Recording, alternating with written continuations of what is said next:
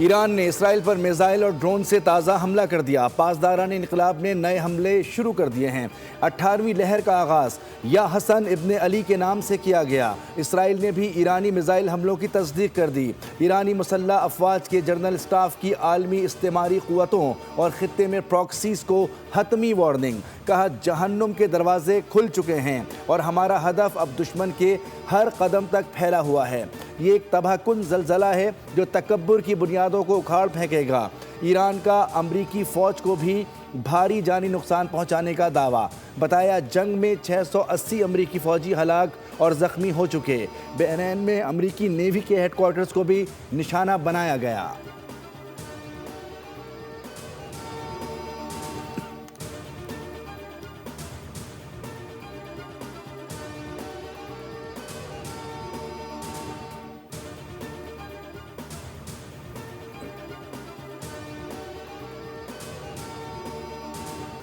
भारत का ईरान की पुश्त पर खंजर। श्रीलंका के साहिल के करीब ईरानी बहरी जहाज़ पर आबदोज का हमला।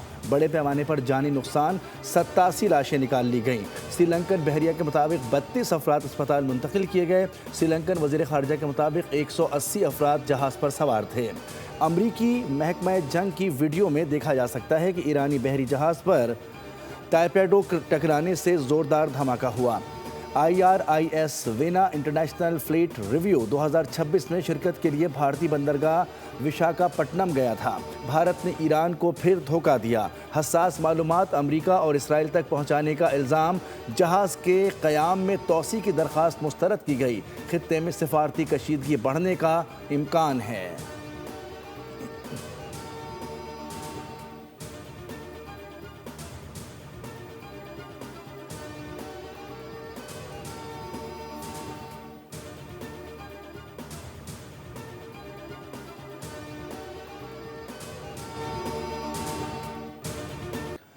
ईरान ने आयतुल्लाह खामनाई की नमाज जनाजा और तदफीन कल होगी। ईरानी सरकारी मीडिया के मुताबिक आयतुल्लाह अली खामनाई की नमाज जनाजा कल तेहरान में अदा की जाएगी। वो शुमाल मशरक़ी ईरान में उनके आबाई शहर मशहद में सुपुर्द खाक किया जाएगा।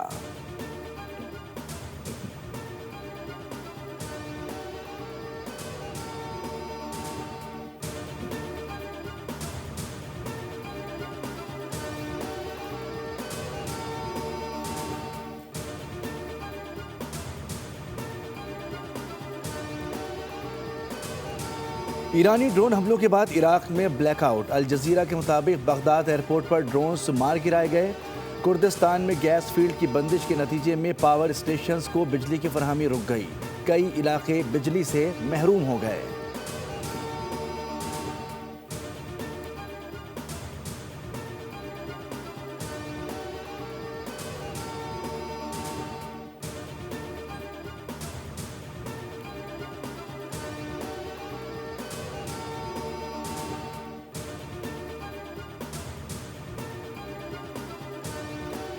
अमेरिका और इसराइल के ईरान पर हमले जारी। तेहरान के शुमाली इलाके यज़्द में धमाके। शोधा की तादाद 1045 हो गई। अमरीकी वज़ीर दिफा ने कहा है कि मशरिक़ वस्ता में मज़ीद अमरीकी फ़ौज भेजी जा रही है। इसराइली फ़ौज ने ईरान में ज़ेर ज़मीन जौहरी तनसीब पर हमले का दावा किया है। अमरीकी सेंट्रल कमांड ने कहा है कि खलीज अरब, हर्मुज़ और खलीज ओमान में अब कोई भी ईरानी बहरी जहाज़ नहीं है।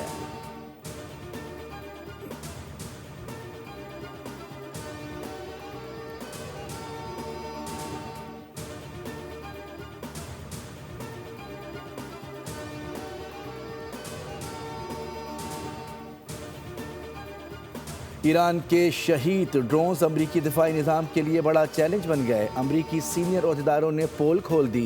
CNN ने बड़ा इंकशाफ कर दिया। रिपोर्ट में लिखा है कि तमाम ड्रोन्स को रोकना मुमकिन नहीं।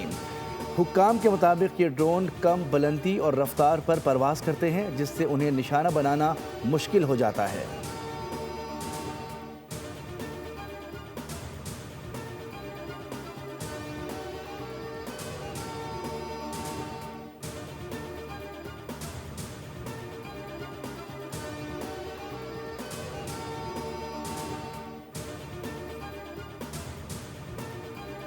UAE में हमलों का खौफ। 9 मार्च से स्प्रिंग ब्रेक का कोई सरकारी ऐलान नहीं हुआ। स्कूलों और यूनिवर्सिटीज़ में तातीलात के बजाय रिमोट लर्निंग जारी है। वजारत तालीम के मुताबिक अफवाहें बेबुनियाद, वालिदैन और तलबा सिर्फ सरकारी इत्तलात पर इन्हिसार करें। विफाकी कौमी कौंसिल का मुत्तहदा अरब अमारात पर मुकम्मल एतमाद, कहा इमारात की क़यादत हर चैलेंज से निमटने के लिए भरपूर तैयार है। रियासती इदारे मुल्की सलामती और इस्तेहकाम के लिए मुत्तहद हैं।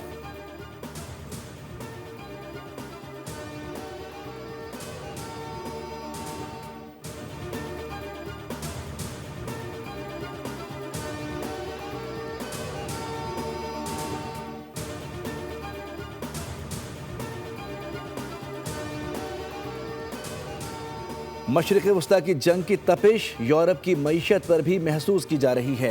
ईरान पर हमलों के बाद स्वीडन के पेट्रोल पंप्स पर अवाम की लंबी कतारें, तेल की कीमतों में अचानक इजाफे और सप्लाई के खौफ ने स्वीडिश अवाम को कतारों में खड़ा कर दिया।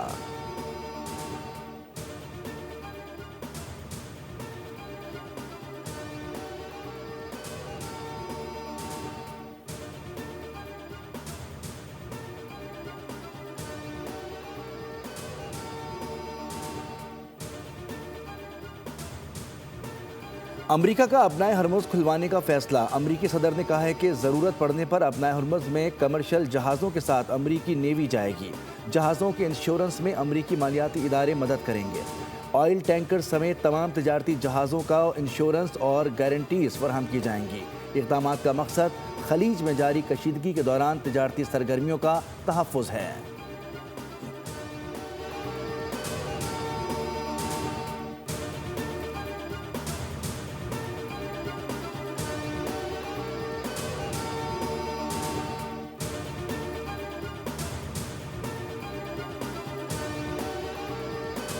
अमरीकी फ़ौज को हथियारों के ज़ख़ीरे की कमी का सामना। आलमी खबर रसां एजेंसी के मुताबिक अमरीकी सदर दिफाई कंपनियों के एग्जीक्यूटिव से मुलाकात का इरादा रखते हैं। मुलाकात में असलाह साजी की रफ्तार तेज़ करने पर बात की जा सकती है।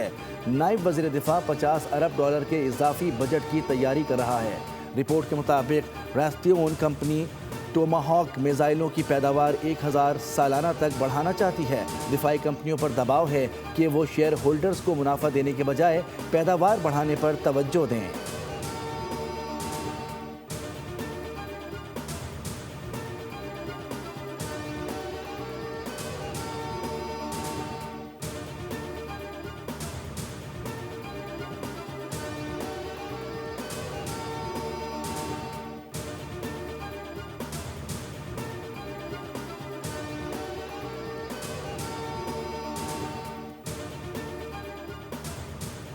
ईरान के खिलाफ गैर कानूनी जंग पर ट्रंप तनकीद की जद में अमरीकी सेनेटर्स ने सवालात उठा दिए। डेमोक्रेटिक सेनेटर एलिज़ाबेथ वार्न ने कहा कि गैर कानूनी जंग झूठ पर मबनी है।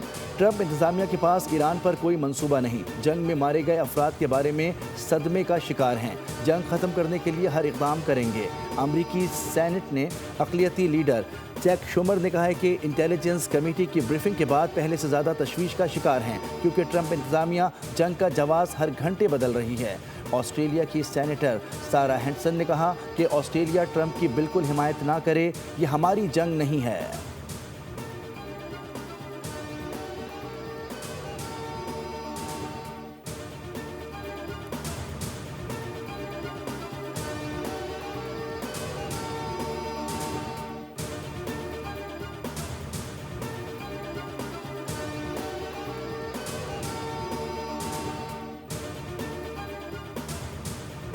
मोदी ईरान हमले से पहले इसराइल क्यों गया? इंटरनेशनल मीडिया और भारतीय अपोजिशन की तनकीद। मोदी के दौरे इसराइल ने भारत को शर्मिंदगी से दो चार कर दिया।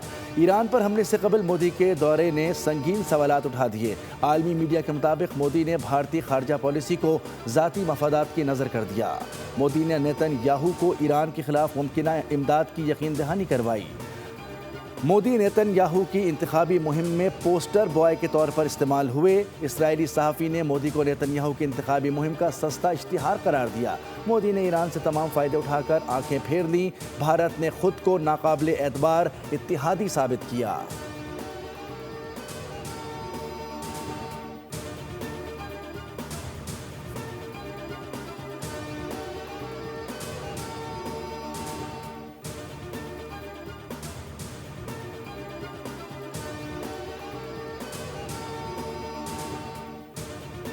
पाकिस्तान और अफगानिस्तान के दरमियान होने वाली सरहदी कशीदगी और अमरीका और इसराइल की ईरान के साथ जंग के बाद खित्ते की सूरत हाल। वज़ीर आज़म हाउस में सियासी जमातों के सरबराहान और पार्लिमानी लीडर्स को ब्रीफिंग।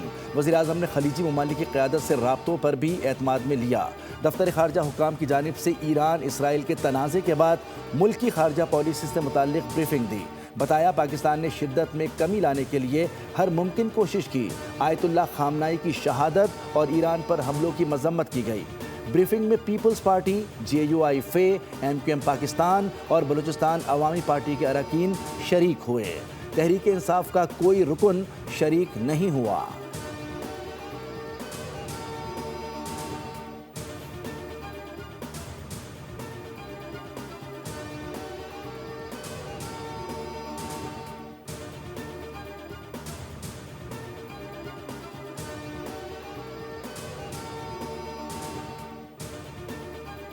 आप कहें कि आओ हमारे साथ, तो फिर हम आपके पास आकर के बैठे आपके साथ फ़ोटो सेशन के लिए तो हम नहीं आ सकते। अलबत्ता नेशनल सिक्योरिटी में हमारा मौक़िफ़ बड़ा वाज़ेह है और हमने पार्लियामान में जिक्र भी किया है और करते भी रहे। नेशनल सिक्योरिटी का इशू है, अफ़गानिस्तान का जंग शुरू हुआ है और इस तरह ईरान का जो वाक़या है, तो हम चाह रहे थे कि पार्लियामान में हों, दोनों जॉइंट सेशन हो, उनके साथ ये सारी बातचीत। सिर्फ हाँ में हाँ मिलाने के लिए साथ बैठने का फ़ायदा नहीं। हिज़्ब इख्तिलाफ फ़ोटो सेशन के लिए दस्तयाब नहीं। चेयरमैन PTI बैरिस्टर गौहर कहते हैं, कौमी सलामती के मसले पर हमेशा मुल्क का साथ दिया। हमारा मुतालबा था कि पार्लियामेंट के अंदर ब्रीफिंग दी जाती। दोनों ऐवानों को नुमाइंदों को मदऊ किया जाना, इसलिए इस हाउस की तौक़ीर में इजाफा होता।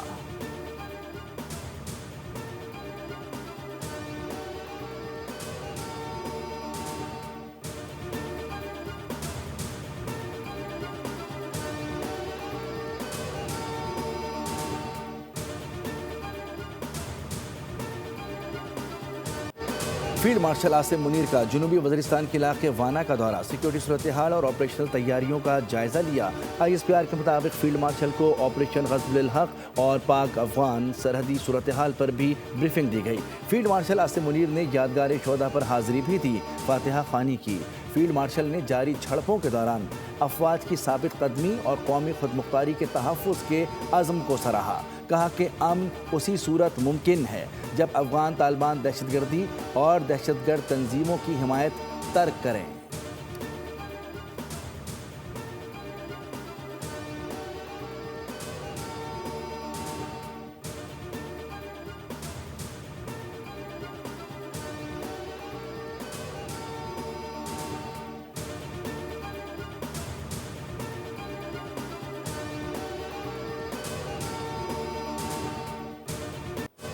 पाकिस्तान ने बगराम एयरबेस पर बड़ा हमला कर दिया। एक एयरक्राफ्ट हैंगर और 2 वेयरहाउस तबाह हुए। पाकिस्तान ने गुज़िश्ता एक हफ्ते में अफगानिस्तान के फ़ौजी अहदाफ पर 50 से ज़ायद फ़ज़ाई हमले किए। अमरीकी जरीदे न्यूयॉर्क टाइम्स ने भी ऑपरेशन ग़ज़्ब-उल हक़ में पाकिस्तान की बड़ी कामयाबी की तस्दीक कर दी। ईरान ने इसराइल पर मिसाइल और ड्रोन से ताज़ा हमला कर दिया। पासदारान इनक़लाब ने नए हमले शुरू कर दिए हैं। 18वीं लहर का आगाज़ या हसन इब्ने अली के नाम से किया गया। इसराइल ने भी ईरानी मिसाइल हमलों की तस्दीक कर दी। ईरानी मुसल्लह अफवाज के जनरल स्टाफ की आलमी इस्तेमारी क़ुव्वतों और ख़ित्ते में प्रॉक्सीज़ को हतमी वार्निंग। कहा, जहन्नुम के दरवाजे खुल चुके हैं और हमारा हदफ अब दुश्मन के हर कदम तक फैला हुआ है।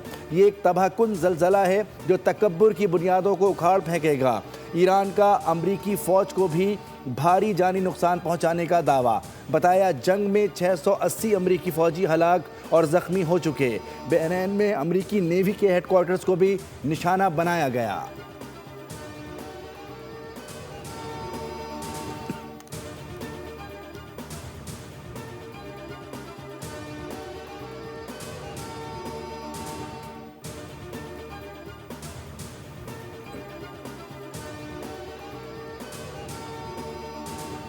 भारत का ईरान की पुश्त पर खंजर, श्रीलंका के साहिल के करीब ईरानी बहरी जहाज़ पर आबदोज़ का हमला, बड़े पैमाने पर जानी नुकसान, 87 लाशें निकाल ली गईं।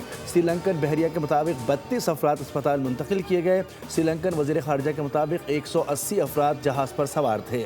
अमरीकी महकमा जंग की वीडियो में देखा जा सकता है कि ईरानी बहरी जहाज़ पर टारपेडो टकराने से ज़ोरदार धमाका हुआ। IRIS vena international fleet review 2026 में शिरकत के लिए भारतीय बंदरगाह विशाखापट्टनम गया था। भारत ने ईरान को फिर धोखा दिया। हसास मालूमात अमेरिका और इसराइल तक पहुंचाने का इल्ज़ाम। जहाज़ के क़याम में तोसी की दरख्वास्त मुस्तरद की गई। खित्ते में सिफारती कशीदगी बढ़ने का इम्कान है।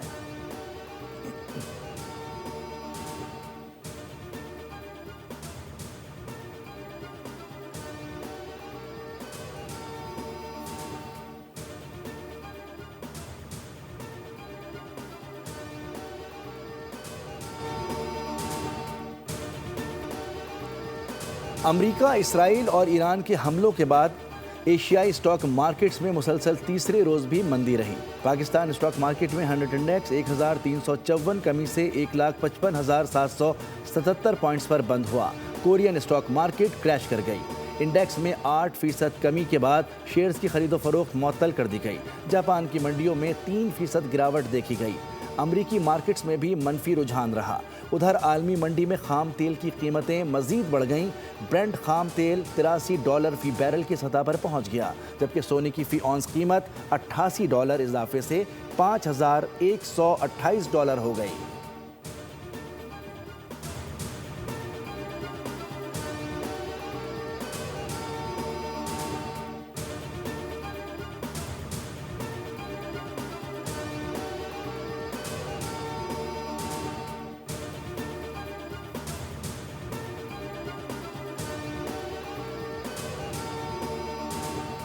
पाकिस्तान के पास पेट्रोल और डीजल का ज़ख़ीरा 28 दिनों का है। 10 दिनों का क्रूड ऑयल मौजूद है। LNG से मुताल्लिक़ फ़िल वक्त कोई मसला नहीं। कतर से LNG का कार्गो आना है, वो आ गया तो मज़ीद बेहतरी आएगी। वज़ीर ख़ज़ाना मोहम्मद औरंगज़ेब की मुल्की माशी हालात पर कमेटी को ब्रीफिंग। कहा कि बहरान से निकलने के लिए तवानाई की बचत की जानिब जाना होगा। अगर खित्ते में तनाज़ा तवील होता है तो इस पर मज़ीद मनसूबाबंदी करनी होगी। IMF के साथ स्टेट बैंक की तामीरी बातचीत हुई है।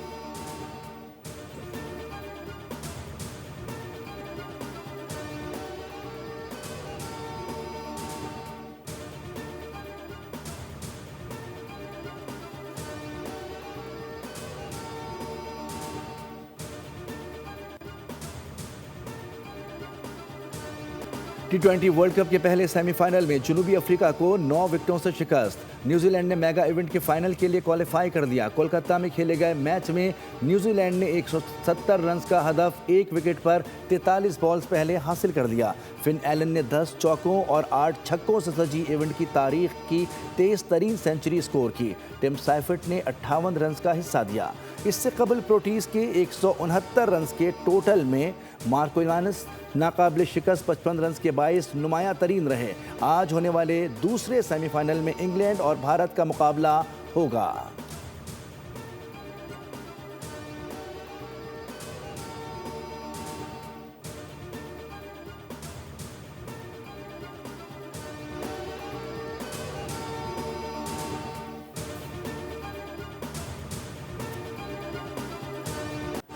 पाकिस्तान क्रिकेट बोर्ड ने दौरे बांग्लादेश के लिए 15 रुकनी वनडे स्क्वाड का ऐलान कर दिया। शाहीन शाह अफरीदी क़यादत जारी रखेंगे। बाबर आजम और साइम अयूब समेत कई खिलाड़ियों को स्क्वाड से ड्रॉप कर दिया गया। सीरीज 11 से 15 मार्च तक ढाका में खेली जाएगी।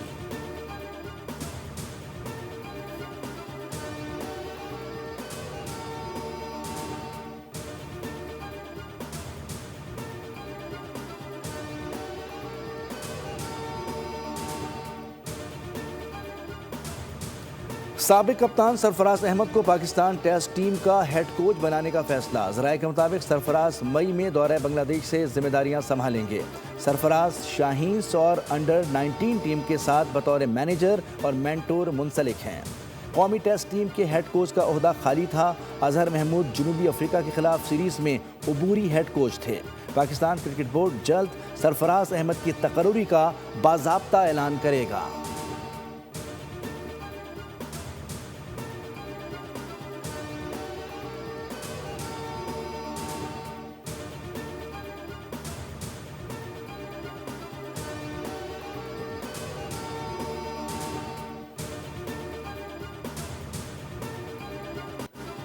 और पाकिस्तान सुपर लीग की इंतजामिया ने PSL के 11वें एडिशन का ऑफिशियल लोगो जारी कर दिया।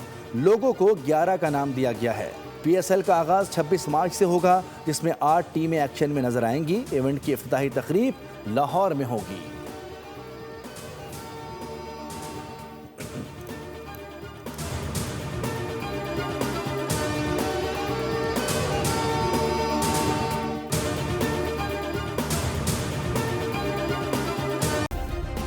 सब्सक्राइब करें और बेल दबाएं ताकि कोई खबर रह न जाए।